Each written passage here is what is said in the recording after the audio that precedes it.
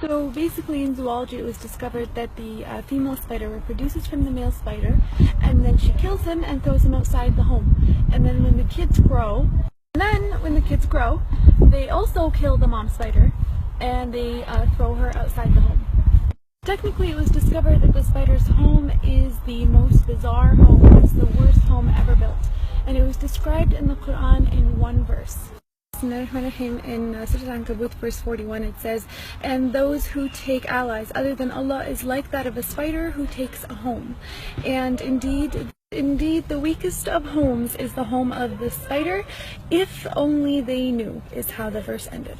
SubhanAllah, people always knew the physical weakness and the flimsiness of the spider's home. But only in this era were they able to make the connection and comprehend the moral and the spiritual weakness of the spider's home. Hence why at the end of that verse it says, "if only they knew."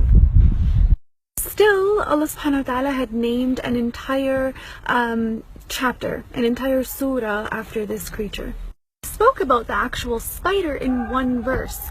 The rest of the surah was about fitan, sins and temptations. Literally, the second verse in Surah Al-Ankabut says, "And do people think they're going to say we believe, but they're not going to be tempted or tested or tried?" Technically, what's the connection between sins and temptations and the spider's home and the spider's web? Why was that connection made in the Quran? If we actually ponder into it a little bit, we'll realize that the connection and the battle and the intertwinement of fitan and temptations is figuratively, it's like the spider's home, the spider's web. Temptations are everywhere. There's a lot of them, and sometimes they're very intertwined and very connected, where sometimes it becomes very difficult for the fitan or temptations to be individually distinguished. And that's why the comparison was there. A human who falls into the trap of temptation and sins is like a human who figuratively falls into a spider's web, technically. Here's the thing, if we decide to leave that trap through seeking our Lord with His power and our will, that trap becomes very weak.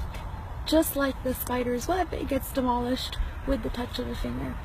SubhanAllah, I just thought that connection in the Quran was very fascinating, very interesting. May Allah protect us from any fitan and temptations there.